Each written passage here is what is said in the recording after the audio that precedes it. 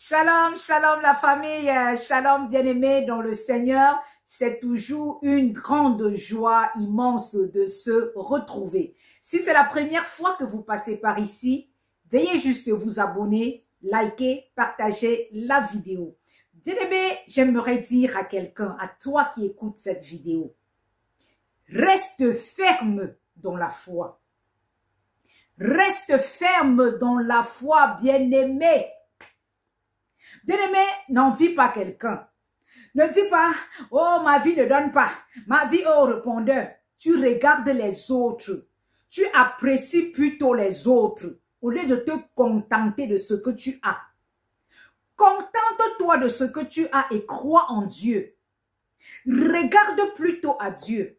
Aujourd'hui, on voit des gens dans des assemblées faire des m'as-tu vu, vouloir que les gens voient ce qu'ils ont, donc qu'on les voie de ce qu'ils ne sont pas. Donc ils se font passer pour ce qu'ils ne sont pas. Ils prêtent même des choses pour aller dans des cérémonies. Ils se font riches, pourtant ils ne le sont pas. Ils font des commentaires mettant le mensonge, pourtant ils ne sont pas ce qu'ils disent être. Bien-aimé, n'envie personne. Ne te mets pas la pression pour ce que tu n'as pas. Sois fier de ce que tu es, bien-aimé. Sois fier de ce que tu as.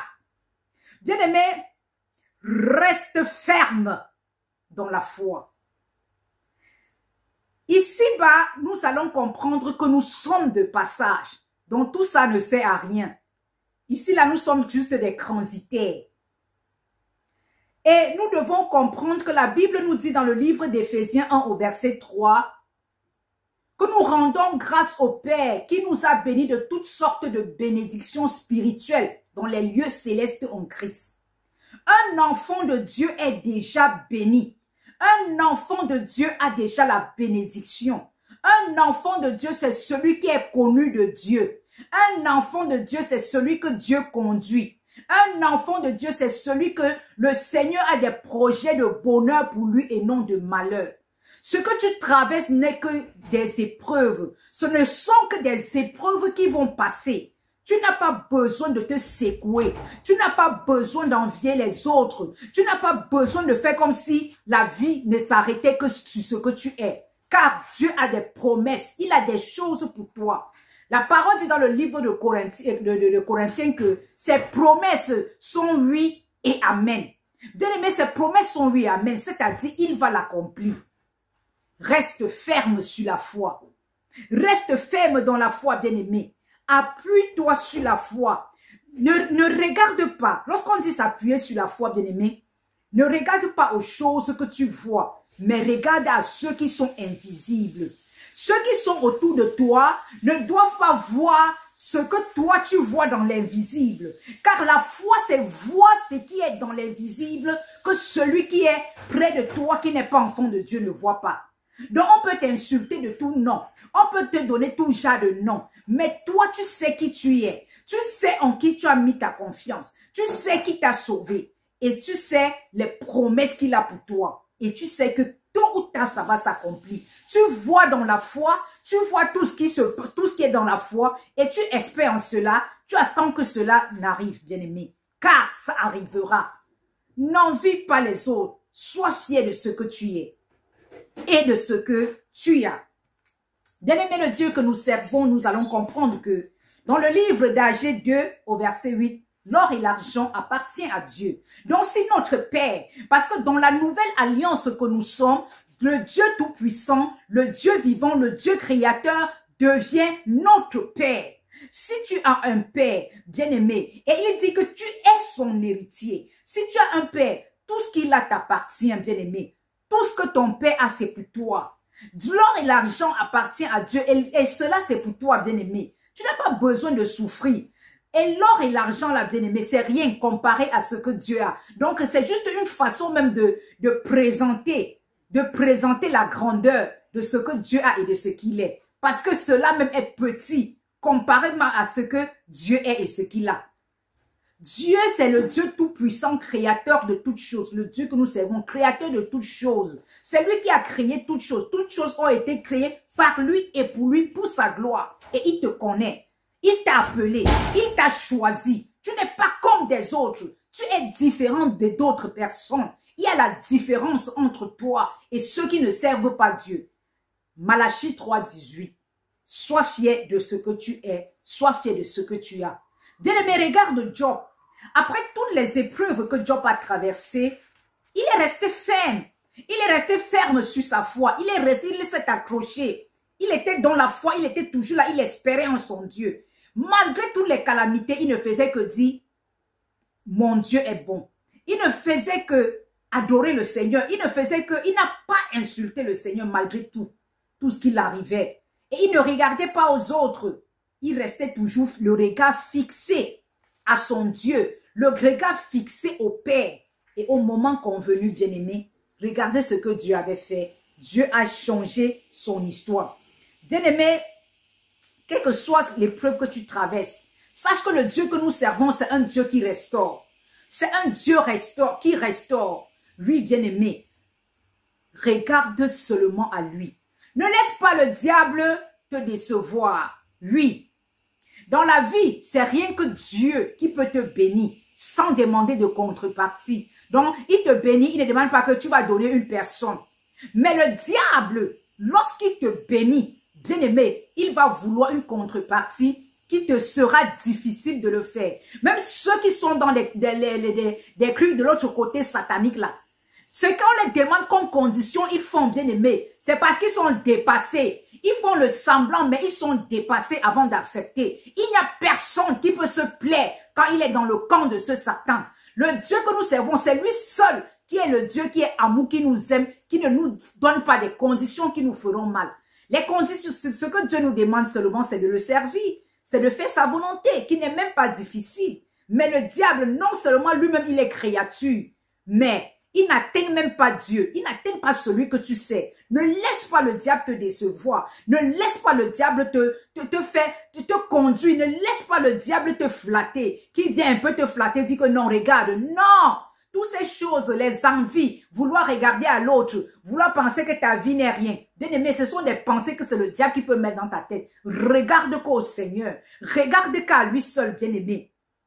Car celui qui est en toi, sache qu'en tant qu'enfant de Dieu, celui qui est en toi est grand plus que celui qui est dans le monde. Donc tu es même grand plus que le diable qui va venir te présenter des choses pour un temps, des choses éphémères. Pourtant, sur cette terre, nous sommes transitaires. Lorsque nous allons quitter cette terre, on va aller pour l'éternité. Et si tu t'amuses à aller du côté du diable parce que tu as envie le matériel de ce monde, bien aimé, tu vas mourir, tu vas aller où? Où ira ton âme?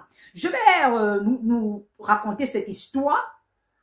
Un jeune homme bien aimé, après avoir terminé ses études universitaires, il était à la recherche d'emploi. Il allait partout, il n'a pas pu trouver de l'emploi. Allait partout et c'est comme ça qu'il est allé dans des assemblées. Dans l'assemblée, lorsqu'on parlait de Jésus, ce n'était pas pour lui là-bas. Non, non, non, non, non. Lui, ce qu'il voulait, c'était avoir de l'argent et de l'argent facile. Tout ce qu'on disait, ce n'était pas le problème du gars. Le gars, on a tellement prié, mais le cœur n'était pas là parce qu'il avait son objectif, être riche, avoir de l'argent. Quelqu'un l'a proposé soudainement de pouvoir le suivre dans certaines réunions afin de tontiner et que cette tontine pouvait lui donner beaucoup d'argent et il devait lancer des affaires, ça devait fleurir. Ce qu'il a fait et il est arrivé dans cette tontine, dans cette réunion, on l'a donné tellement d'argent et le moment de rembourser, il est allé pour rembourser. On a dit non, non, non, non, non, on n'a pas besoin du remboursement. Ce qu'on te demande, c'est un coq. Le monsieur dit quoi? Il dit on dit un coq. Il est donc allé au marché, dit, mais si c'est facile, si c'est comme ceci, c'est très facile. Il est donc allé prendre le coq, il a acheté un coq au marché, il est venu présenter à la réunion. On a dit, ben, ça, c'est pas le coq qu'on te demande, c'est pas ça. Ce n'est pas ça le coq. Le coq, ça veut dire c'est ton père. Le gars dit quoi? Mais comme il était quelqu'un qui a le gros cœur, comme on dit en langage simple, il avait le gros cœur. Donc, il voulait avoir à tout prix de l'argent, continuer avec cet argent parce qu'il se disait, ah, si je rentre en arrière, je peux mourir ou je peux devenir pauvre. Mais ce luxe-ci que j'ai déjà, puisqu'il était déjà dans une grande maison, il se dit, bon, je ne peux pas perdre tout ça. Il a dit, ah, si le vieux là meurt, il faisait même encore quoi même sur terre. C'est comme ça qu'on a tué son papa. Quelques années plus tard, on a dit, on veut une poule. le monsieur tire une poule, c'est-à-dire, on dit, mais ta maman. C'est ainsi que sa maman est décédée, il aimait beaucoup sa maman, il a tellement pleuré, mais ce n'était pas suffisant. Il a commencé à être malade. Là, dans la maladie, c'était lui maintenant qu'on demandait. Le diable ne donne rien pour rien. Retenez cela. Le diable ne donne rien pour rien. C'est ainsi que il est tombé malade. Lui-même, il ne voulait pas mourir. Et dans la maladie, il y a certaines sociétés où le monsieur avait postulé. Il y avait un monsieur qui le cherchait, qui est arrivé sur son lit d'hôpital mourant. Il était déjà au seuil de la mort. Le monsieur est venu avec le contrat de travail, lui dit, monsieur, depuis on vous cherche, on vous a déjà cherché depuis, ça fait déjà peut-être 6 mois pour ce poste. C'est vous qui devrez travailler à ce poste parce que vous maîtrisez plusieurs langues. Et plusieurs candidats sont passés. On a même recruté des gens qui ont commencé le travail, mais ils n'ont pas pu, problème de langue. C'est pour cela qu'on voulait vraiment que vous fassiez que vous travaillez à ce poste. Ce poste, il devait avoir maison, voiture, être logé dans des pays étrangers, il devait voyager, être à l'international et le salaire était très bon. Bien aimé, le monsieur s'est seulement mis à pleurer. À pleurer pourquoi? Parce qu'il n'a pas su patienter. Il a vendu son âme. Et le moment où il est prêt à partir, et il savait que s'il s'en va, c'est pour servir le diable, car sur cette terre, il a choisi le chemin du diable, le chemin de la facilité, le chemin où il ne devait pas avoir des épreuves, il devait avoir l'argent facile. C'est comme ça qu'il pleurait. Le moment où le Dieu avait prévu pour lui, le moment où Dieu avait décidé de le bénir, parce que dans l'agenda du Seigneur, c'était prévu que c'est en cette année-là qu'il devrait décoller. Mais lui, il a survolé le plan de Dieu. Il a voulu aller plus vite. Le diable même, parfois, il voit ce que quelqu'un sera devant. Il sait déjà que Dieu t'a béni de toutes sortes de bénédictions. Il sait ce que tu es. Il voit l'étoile qui brille en toi. Mais toi, comme tu n'es pas spirituel, tu ne vois pas cela. Tu ne vois pas dans l'invisible. Tu ne vois pas de loin. C'est ainsi que tu vas prendre le mauvais chemin et plus tard, tu regretteras. Bien-aimé, plusieurs personnes, lorsqu'ils seront plus tard dans l'éternité, c'est où ils verront vraiment ce qu'ils étaient, ce que le Seigneur avait destiné pour eux. Parce qu'ici-bas, ils n'ont pas le temps de prier, ils n'ont pas le temps d'écouter des enseignements, de savoir comment grandir dans la connaissance du Seigneur. Parce que le Dieu que nous servons est un Dieu du surnaturel. Ils ne savent pas comment ils peuvent opérer avec le Dieu du surnaturel. Comment ils peuvent vivre avec ce Dieu du surnaturel et espérer. Surtout savoir que l'épreuve est normale dans la vie d'un enfant de Dieu. L'épreuve est normale. L'épreuve arrive, mais à la fin, on est toujours victorieux. On est combattu, mais à la fin, on est victorieux car nous combattons dans la victoire et c'est le Seigneur Jésus-Christ qui combat pour nous. Bien-aimés, soyez abondamment bénis. Surtout, restez fermes dans la foi. Ne détournez pas votre regard ni à gauche ni à droite.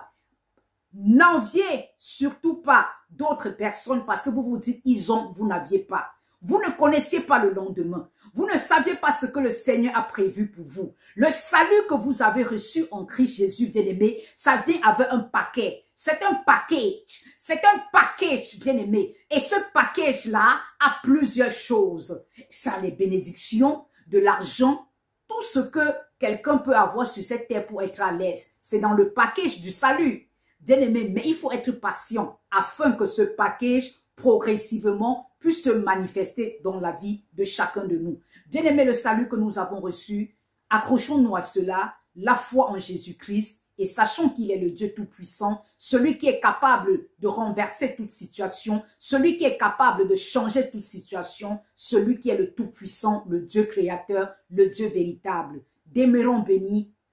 Amen. À bientôt. Shalom, shalom.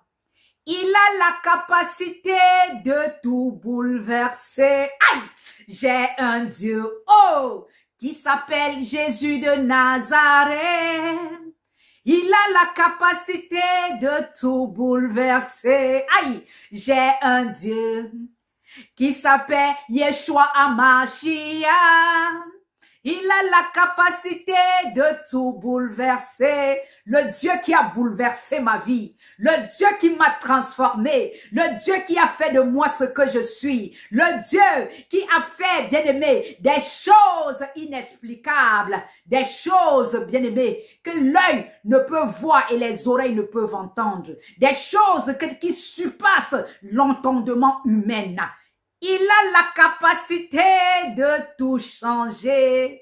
Il a la capacité de tout bouleverser. Il bouleversera ta vie. Il bouleversera la situation que tu traverses. Demeure ferme. Shalom.